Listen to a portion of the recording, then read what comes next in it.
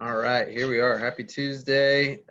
Before we get started on any of this stuff, I just wanted to put in the chat box the quick meals webinar that I'm going to be doing next Wednesday. So just about a week out. It'll be short and sweet, and hopefully help some people get some ideas how to save some money and save some time and still be eating healthy. So I know that that'll be a good kickoff before we go into our fit ways, maintain, don't gain. But I know that I like stuff like that, just things that are little techniques that you can use to improve your everyday life. So definitely check that out.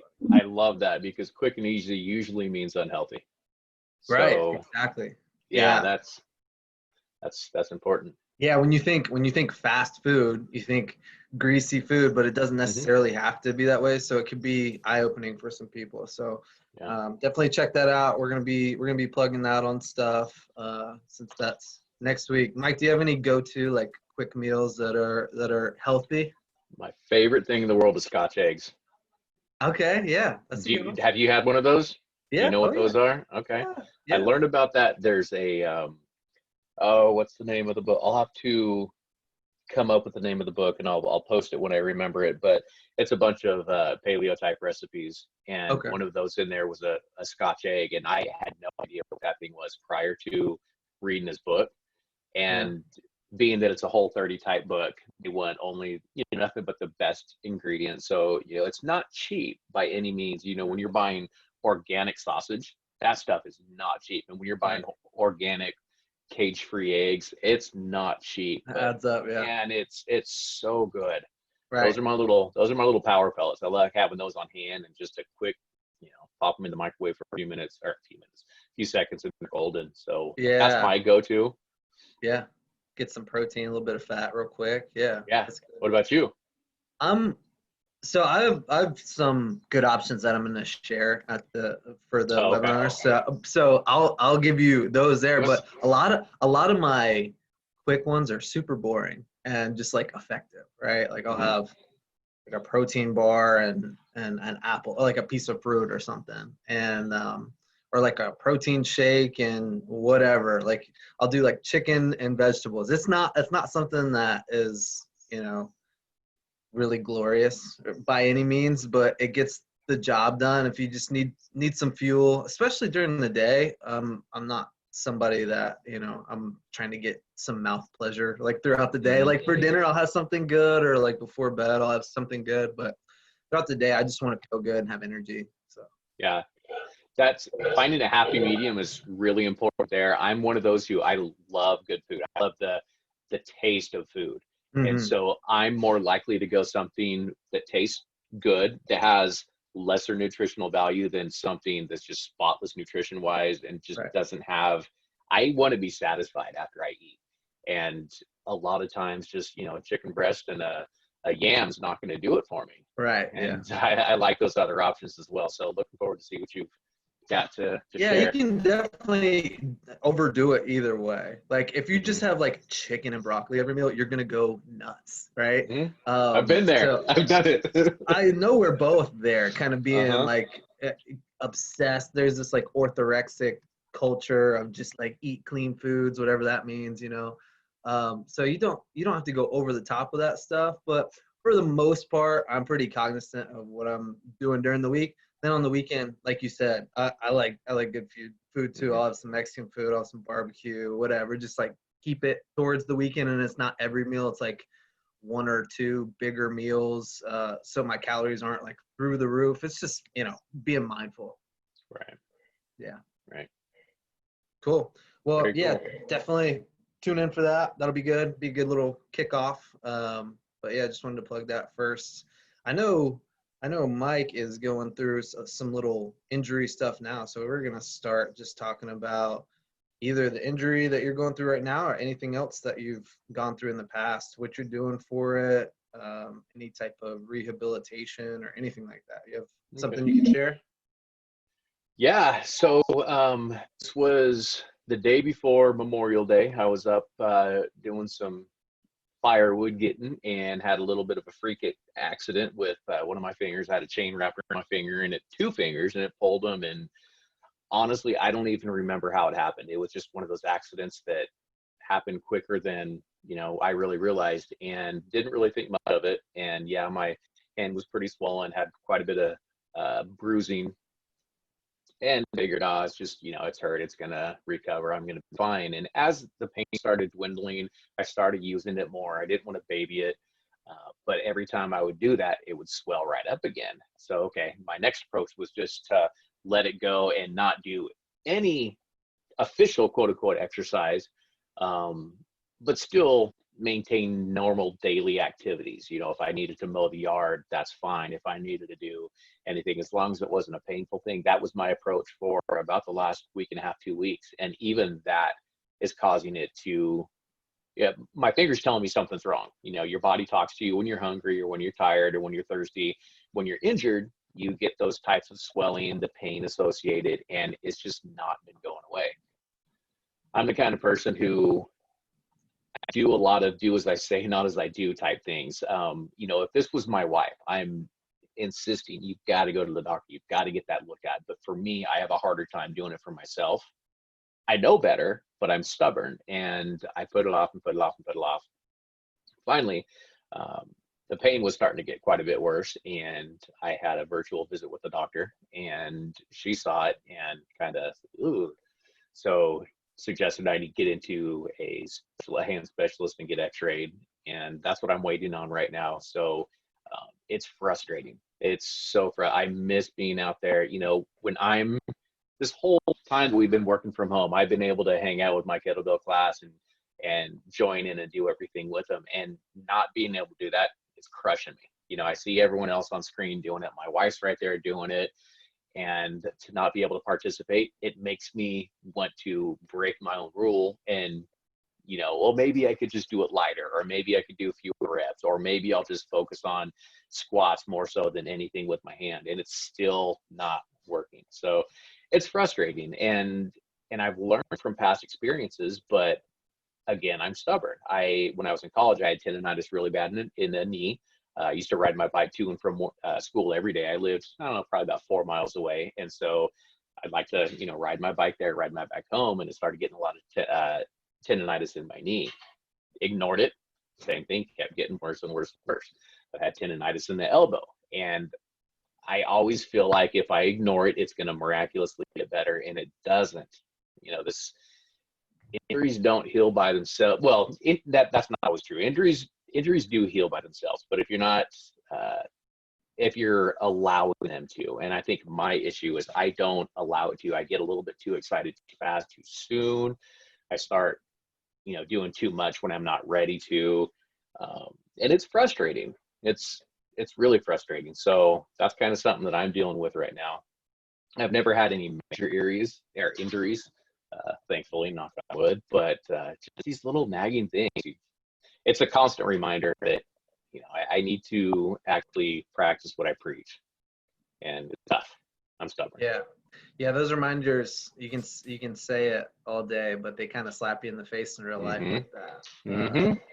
And yeah, practicing what you preach is tough. Trying to get people to buy in, and then it happens to you. You're like, oh man, I get where they're coming from. So, and it's good to be able to differentiate like a big time injury from like little nagging things that are just kind of part of being active, or that can come from being too inactive, right? So I can kind of speak on this a little bit. I've had little things, like I have little aches and pains sometimes if I'm doing too much in my elbows. I've spoken about that before. And even in like my right toe, it'll things that you wouldn't think of, like, wait, really, your toe? So you have to make little changes. For me, for something like that, it's just something where I have to lay off the volume for a little while. And as soon as I cut my volume in half or take some extra rest, everything's feeling better. And it's not as achy. Right? That's not some big scientific thing. That just makes sense. So for those, it's pretty easy to control. Even though I don't want to lay off sometimes, I know I need to, and it pays off in the long run. long term with all this stuff, because I know it sucks for Mike in the short term not being able to do stuff, but obviously for the long term health and fitness, it's going to be better for him to take some time off too. On for injuries, I've torn my rotator cuff in my shoulder, so I was out from any type of pressing for a long time. Like I held off on, I tried to fight through it, so it was longer than it should have been. It was almost like a year where I couldn't really press, where it shouldn't have been that long.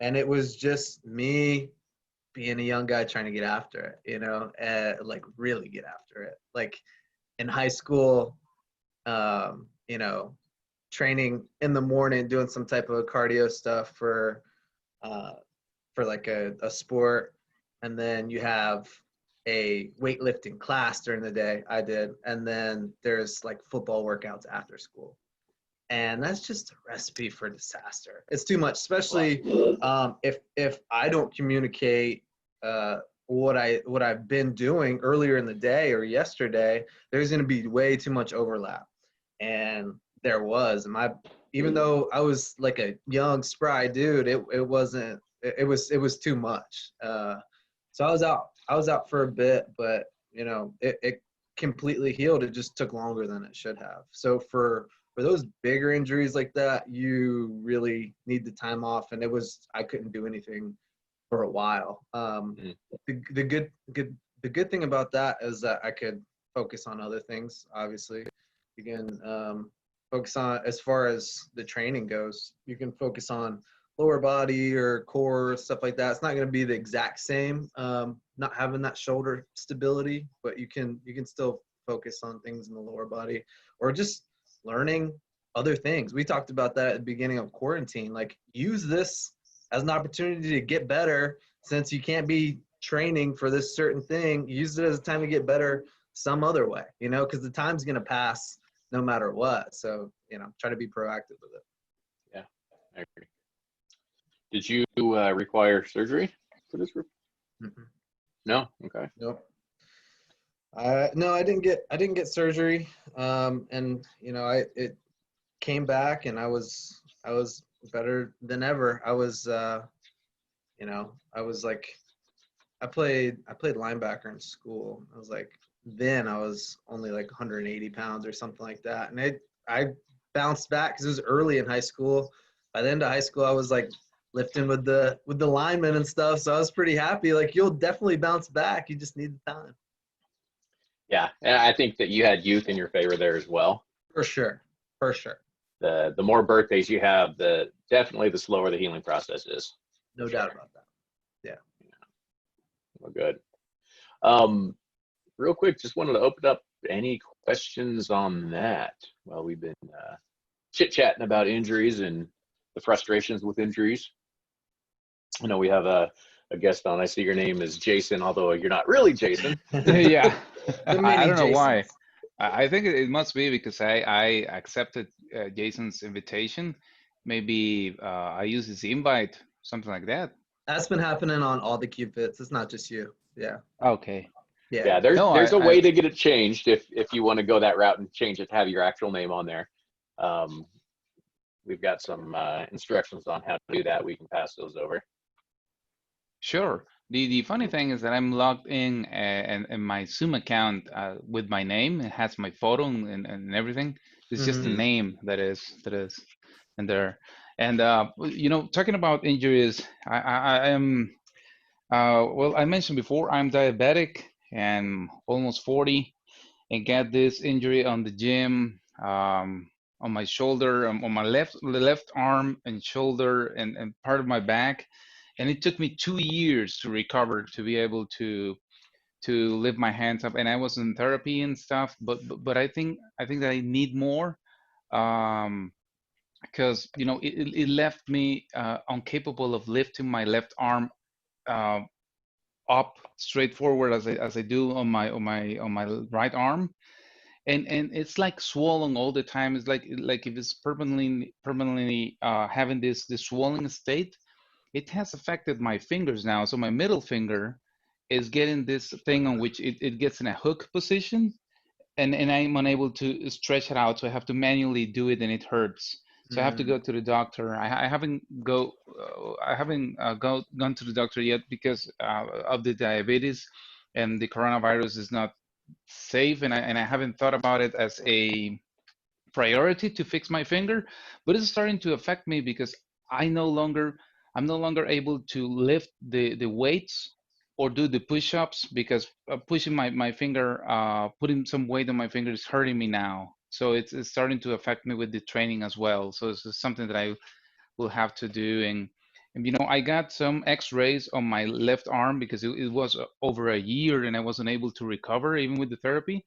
And the X-ray did not showed anything on my bones, but I'm pretty sure that something is in there, dislocated or hurt in some way because it's not normal that years afterwards I still feel it. And if I do shoulders, I hear a crack from time to time on my shoulders. So I'm pretty sure that something in there needs attention. I don't know how to address it now. It will have to be in a specialist. I'll have to go and see. Yep. Yeah. Absolutely. Yeah, specialist for sure. You want somebody that is their bread and butter, and they're gonna know exactly the specifics to what's gonna get you better. And like you were saying, if something's bothering you in one area of your body, it's all connected, So if it starts in your shoulder or through your spine or back, you're gonna feel it, like you said, through your arm and finger and stuff like that. So yeah, it's important. Definitely make it a priority. I know that a lot of the health centers and stuff like that are still helping people virtually. I don't know what that looks like, but I know that they're still operating. So it's something to look into. Yeah, kind of along the lines with me, I'm not comfortable going to a hospital right now. I don't want to. I don't want to go to a doctor's office. But I had the ability to have my first ever virtual doctor visit. It was amazing for me. And that's what it took to get the ball rolling. So she referred me to a specialist immediately. And Hmm. now I'm waiting for them to come through. But hopefully, I'm going to be able to do as much virtually as possible. Hopefully, the first meeting with the hand specialist I get to meet virtually. I will ultimately have to go in there to have X-ray. My X-ray machine broke down, so I'll have to go to the. That's just a joke. I'll have to go to the hospital to have X-rays, but it might not be a bad idea to at least set up a visit with if you can, virtually with your general practitioner, just to Hmm. let them know what's going on. It sounds like there might be some nerve issue going on. Mm-hmm. Are you getting any kind of pins and needles or numbness or anything down your arm? No, no, not actually. Just the But just that that tight specific finger? finger, yeah. And it's um what I've been wondering if it's something related. There's a lot of nerve damage on the diabetic people, so it's very common for us to have nerve issues and stuff like that. So what I'm thinking is that I'm gonna need to get this checked and to get some more exercises to make sure that everything is flowing in there as well. Because what you tend to do is when something hurts, you tend to stop moving that, and it will only get worse if you don't move it and you don't stretch it and try to make it work again. So that's what something that I will need, a set of exercises that will help me recover flexibility and mobility in there, and to make sure that what I'm thinking is I read on the internet on the meantime about my hand, and it says that when that happens, it's very important to get um, some medicine for the swollen muscles or nerves in there.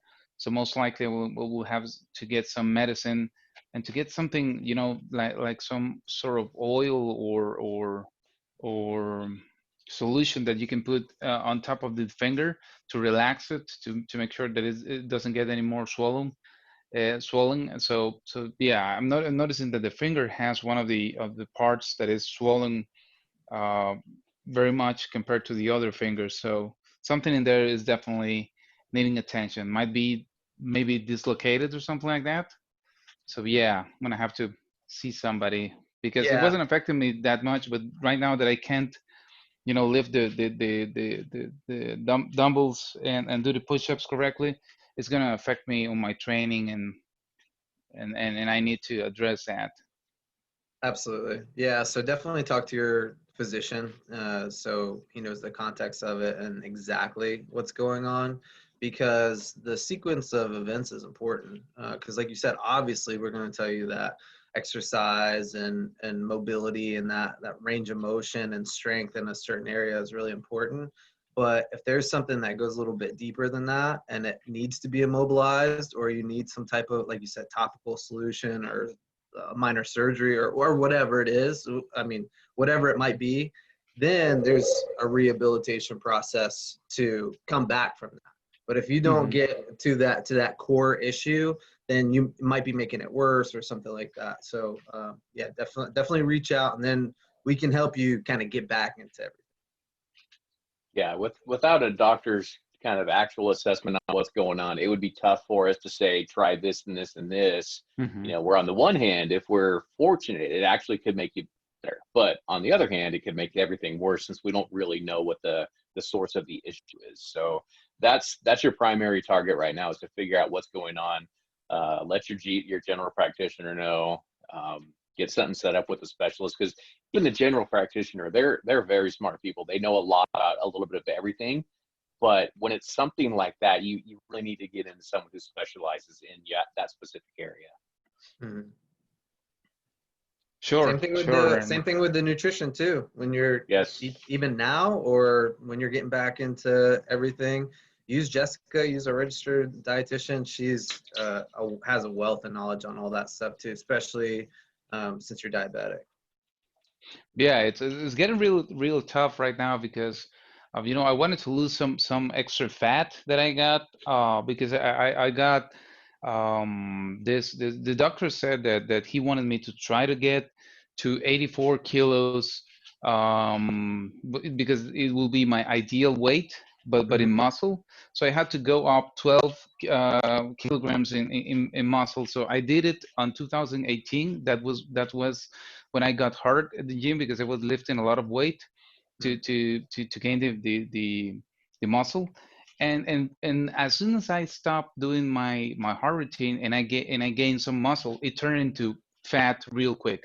When you're injured and you are unable to do the same routine, you got from muscle to fat real fast. And that's what happened to me. So I wanted to take that fat out using a diet. But the problem is that if I do that and work out, I get low sugar every time. So Mm. it's becoming a challenge to have a diet that allows me to, maintain my exercise without getting my sugar low, but losing some fat. So it's a juggle for the nutritionist and for myself to work out, lose fat, and then maintain my sugar levels. It's a complicated trade-off in there. Sure. When you're normally working out, are you doing longer durations at about the same intensity for say a half hour or an hour, or are you doing more interval type exercise? I'm doing like around 30 minutes of warm up. Could be like kickboxing, something like that, something like sort of insanity type of mixture martial arts stuff to warm up, and then I'm taking 40 minutes of weights, and that's what I was doing in there. But talking with the nutritionist, we'll have to cut it out to either the 40 minutes of the weights or just the 30 minutes of the martial arts stuff, because if I put it together, it's like an hour and 20 minutes, and seems to be a lot of stress for my body right now. That's So a long duration for a workout Yeah. for sure. Yeah, towards that, once you get up over that hour mark, especially if you're diabetic and you're worrying about those blood sugar levels, combining those might be tough. Yeah. yeah. Have you tried any types of shorter duration exercises where you'll get your heart rate spiked up, a little bit of a recovery, back up, recover for, like a 20-minute type exercise class? Have you done anything like that? And if so, have you monitored blood sugar after that? Yeah, one funny thing is that if I do like 38 minutes of insanity type workouts, it will leave me without sugar easier than doing an hour of weights. And if I Okay. did, the other day I tried with the CubeFit, I tried the yoga, and but I did a long session of yoga, and it got me getting low sugar for days afterwards. So I couldn't work out for 4 days after I did a strong session of yoga.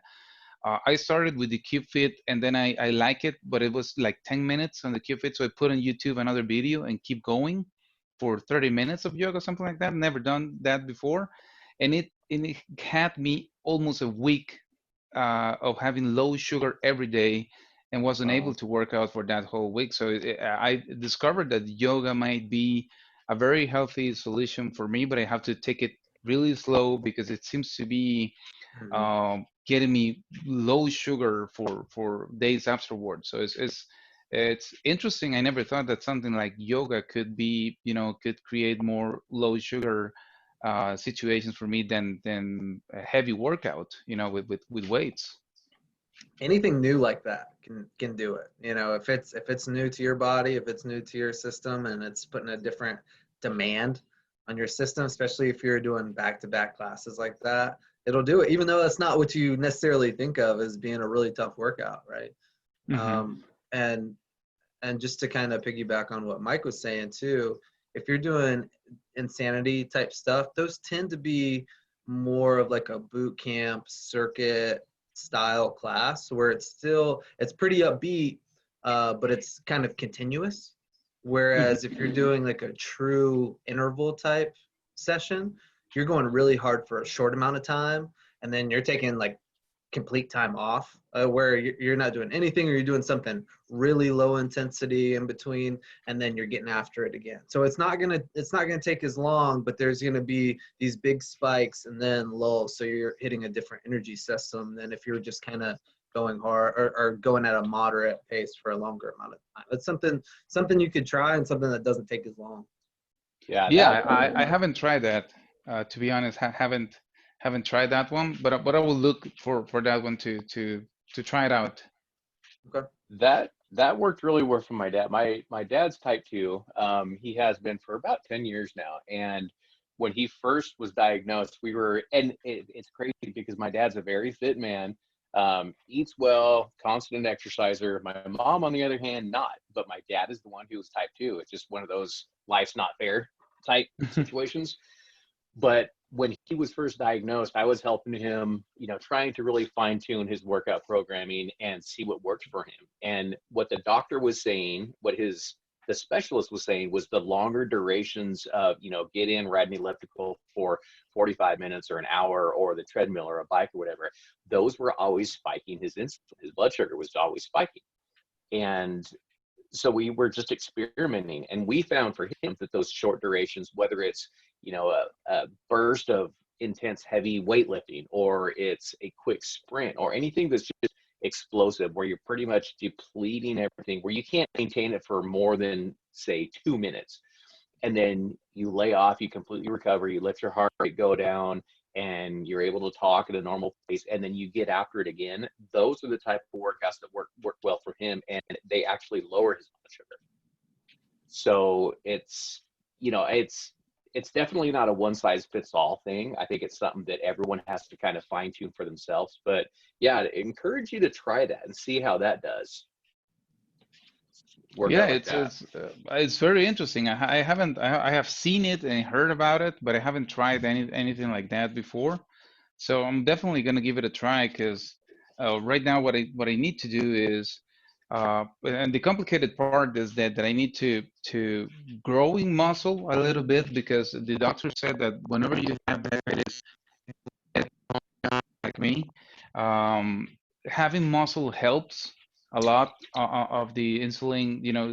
Not the body doesn't get any resistance to the insulin, and if you get a low sugar, the muscle will protect you from um, losing weight that fast. So it's something that is advisable to have some muscle, but it's really hard for me to gain any muscle because I'm a slim person, and also when I do a lot of weight, I tend to get these low sugar things as well. So it's a difficult position to try to gain muscle without having the low sugar thing, and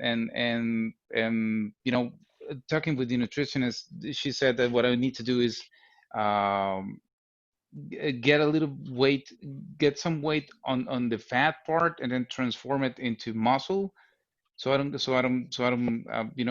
if I lose the weight on the fat and then try to get muscle, it's gonna be difficult not to get the low sugar thing. So it's a different trade-off. That it's a hard trade-off. But what I haven't thought about is these other type of exercises, as you mentioned, might be something that my body does not resent that much. It's something that my body might accept better than what I'm doing right now. So that that adipose tissue, that fat tissue, and the muscle tissue are completely different types of tissue. But I understand what she's saying. They're not going to transform from one to another. You're just going to get more muscle or less muscle, more fat, less fat. But like you said, there's a give and take as far as your fuel that you have stored inside your body if you get that low blood sugar, right? But I would say that what we can send you is, or you can go to our YouTube channel. I was talking about the quick meals webinar. That's kind of a short, sweet version of how to do those. Just a couple weeks ago, we had one that was on high intensity interval training, exactly what we're talking about right now. And they kind of laid out everything, how you would train, how it works, all that kind of stuff. I think it was like 20 or 30 minutes. And they even show some of the exercises there in the video too. So check that out on our YouTube, or we can send it to you. Yeah, please. Sure. And sorry, your name's coming up as Jason. Remind me what your name is again. Gabriel. Gabriel. And last name? Avendano. Gotcha. Great. So I'll follow up with you and send you that link so you can know exactly what to do, and maybe that'll help you out and you'll enjoy it. And it's a way to definitely burn some fat and gain some muscle tissue. Great. Thank you. Yeah, just a word of caution: trying that new intensity, that high intensity type thing. Don't set out to go a full 40 minutes, 50 minutes, something like that. This is just something like, if you're going to start it, say tomorrow, try a couple sets, try maybe like 5-10 minutes of it. Just start small and make sure your body's going to be reacting appropriately. I hate to, we might find that 5-10 minutes actually makes it worse, and we wouldn't want to be 40 minutes into that and find out. So definitely start small and just chip away at it and see what that does for you. For sure. Record your findings. Yeah, it's something that I will have to do is go slowly with everything, especially something new that I don't know how my body's going to react. We'll have to go slow. And one of the things is that, you get this I like doing exercise and how it feels and the power of it and when you're doing something and you're really, feeling it, you want to keep going and you get the energy and the boost and everything. So I get excited when it's working out and it's a good workout. You want to go all the way, give your best. But it's something that I learned that with my body and my current condition, I can't do that all the time. I have to be very careful when to do that. So it's something that I have to, you got to stop, even though when you know that you can go on and you want to go on, you have to, set a limit and stop. And it's something that I'm not used to, and I will have to definitely right now at the moment that I am now, I'm going to have to learn to say stop now. So that's a good lesson to learn, though. Everybody needs that, and you're kind of learning it, through your body and the situation that you're in. But everybody does need that, and to kind of play around with different ways of training and eating and know when to kind of reel it in some. But I'll send you that link, Gabriel, and you can get some information on it and let us know how it goes. And we're happy to help out any way that we can. Sure. I appreciate it. All right. Well, we'll be back on Thursday, guys. So I hope to talk to y'all then. Have a great day. See ya. See you. Bye-bye.